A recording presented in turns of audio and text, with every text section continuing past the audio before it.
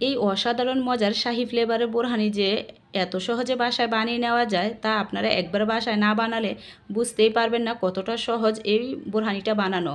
আর তার স্বাদ আমার মনে হয় বিয়ে বাড়ির বোরহানির চেয়ে আরও অনেক গুণের বেশি মজার হয়ে থাকে এই বোরহানিটা। আর অনেকেই কিন্তু অনেকভাবে বোরহানি বানিয়ে থাকেন। আপনাদেরকে বলবো একবার হলো আমার রেসিপিটা ফলো করে আপনারা বাসায় বোরহানিটা বানিয়ে খাবেন। দেখবেন আপনাদের যদি অন্য কোনো বোরহানির রেসিপি জানা থাকে তাহলে সেই রেসিপিও ভুলে যাবেন। এই বোরহানিটা খেতে এতটা মজার হয়। তাহলে এইবার কুরবানিতে অবশ্যই স্পেশাল রেসিপিতে এই বোরহানিটা রাখবেন। তাহলে চলেন যাই বোরহানির রেসিপিটা দেখে আসি। প্রথমত একটা প্লেটে নিয়ে নিচ্ছি কিছুটা পুদিনা পাতা, নিচ্ছি ধনিয়া পাতা আর নিয়েছি 4টা কাঁচামরিচ।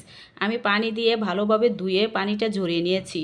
আমি কিন্তু পুদিনা পাতার থেকে ধনিয়া পাতাটা অনেকটাই কম দিয়েছি, তাতে করে বোরহানির টেস্টটা খুবই ভালো আসে। আর বোরহানিটা একটু ঝালঝাল করার জন্য দিয়ে দিচ্ছি 4টা কাঁচামরিচ। কাঁচামরিচগুলোও কিন্তু অবশ্যই দিতে হবে। এখন সব কয়টা আমি একসাথে ব্লেন্ডারে ঝাড়ে নিয়ে নিচ্ছি। আমি ব্লেন্ডারে পেস্ট করে নিব, আপনারা চাইলে শিলপাটায় বেটেও পেস্ট করে নিতে পারেন। এখন 2 টেবিল চামচ পানি দিয়ে আমি ব্লেন্ডারে পেস্ট করে নিচ্ছি। এই তো পেস্ট করে নিয়ে আসছি। এখন আমি এক পাশে রেখে নিয়ে নিচ্ছি একটা বাটি। বাটিতে নিয়ে নিচ্ছি ফ্রিজে থাকা 1 কাপ ঠান্ডা পানি। দিয়ে দিচ্ছি 4 টেবিল চামচ চিনি। চিনিটা অবশ্যই বুঝে দিবেন, কারণ বোরহানি কিন্তু বেশি মিষ্টি হলে খেতে ভালো লাগে না। আর দিয়ে দিচ্ছি 1 টেবিল চামচ টমেটোর কেচাপ। টমেটোর কেচাপটা কিন্তু অবশ্যই দিতে হবে যদি বোরহানির টেস্টটা ভালো পেতে চান। আর দিয়ে দিচ্ছি 4 টেবিল চামচ পুদিনা পাতার পেস্ট। পুদিনা পাতাটা আমি ব্লেন্ডারে পেস্ট করে নিয়েছি, তার জন্য একটু পাতলা হয়েছে, সেজন্য আমি 4 টেবিল চামচ দিয়ে দিচ্ছি। আর যদি আপনারা শিলপাটায় বেটে নেন তাহলে কিন্তু 2 থেকে আড়াই টেবিল চামচ দিলেই হবে। আমি আজকের বোরহানিটা আমি রেডিমিক্স মশলা দিয়ে বানিয়ে নিব, তার জন্য আমি এখানে নিয়ে নিয়েছি রাঁধুনিক্স রেডিমিক্স বোরহানির মশলা। বাজারে কিন্তু অনেক ধরনের ব্র্যান্ডের বোরহানির মশলা পাওয়া যায়, আপনারা আপনাদের পছন্দ মতো যে কোনো ব্র্যান্ডের মশলাই নিতে পারেন। আমি এখানে 2 টেবিল চামচ মশলা দিয়ে দিচ্ছি।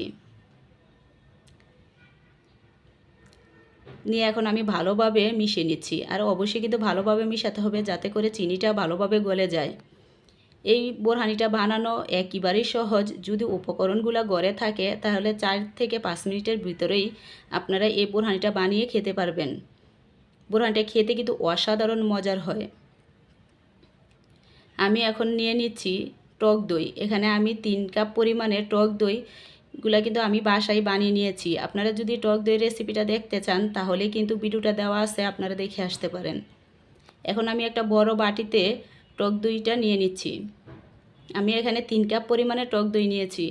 এখন আমি ভালোভাবে ফেটে নিচ্ছি। এটা এরকমভাবে ফাটতে হবে যাতে করে ভালোভাবে একদম স্মুথ একটা ক্রিমের মতো হয়। আপনারা কিন্তু ভুলেও এই টক দইটা ব্লেন্ডারে ফেটতে যাবেন না, তাহলে কিন্তু টক দইটা পানি ছেড়ে দিবে, একদম পাতলা হয়ে যাবে, তখন কিন্তু বোরহানির টেস্টটা তেমন ভালো আসবে না। একটু সময় নিয়ে ধৈর্য সহকারে এভাবে হাত দিয়ে ফেটে নেওয়ার চেষ্টা করবেন। এই তো দেখেন আমি কিন্তু একদম মিহি ক্রিমের মতো করে নিয়েছি। এখন আমি নিয়ে নিচ্ছি একটা ছাঁকনি। ছাঁকনি দিয়ে আমি বরাবর মানে ছেঁকে নিব না, ছাঁকনির উপরে এরকম একটা কাপড় দিয়ে নিচ্ছি। দিয়ে এখন আমি সে পুদিনা পাতার মিক্সটা নিয়ে নিচ্ছি। তো মিক্সচারটা আমি দিয়ে ভালোভাবে হাত দিয়ে চেপে তারপর রসটা নিয়ে নিব। এভাবে করে নিলে কি হয়, মানে ভিতরে মানে একদম স্মুথ মানে ইয়াটা যায়, মিক্সচারটা যায়, মানে ছাপাটা মানে কাপড়েই থেকে যায়। আপনাদেরকে আমি দেখিয়ে দিচ্ছি। এই তো দেখেন এই পাতার ছাপাটা কিন্তু বোরহানিতে গেলে যখন বোরহানিটা খাবেন তখন মুখে লাগলে খেতে ভালো লাগবে না, সেজন্য চেষ্টা করবেন এভাবে ছেঁকে নেওয়ার জন্য। এখন আমি ভালোভাবে নেড়ে মিশিয়ে নিচ্ছি। তো মিশিয়ে নিলেই কিন্তু আমাদের বোরহানি বানানো একদম রেডি। খুব সহজ তাই না? আপনারা বাসায় অবশ্যই একবার হলেও বানিয়ে খাবেন, দেখবেন অসাধারণ মজার হয়।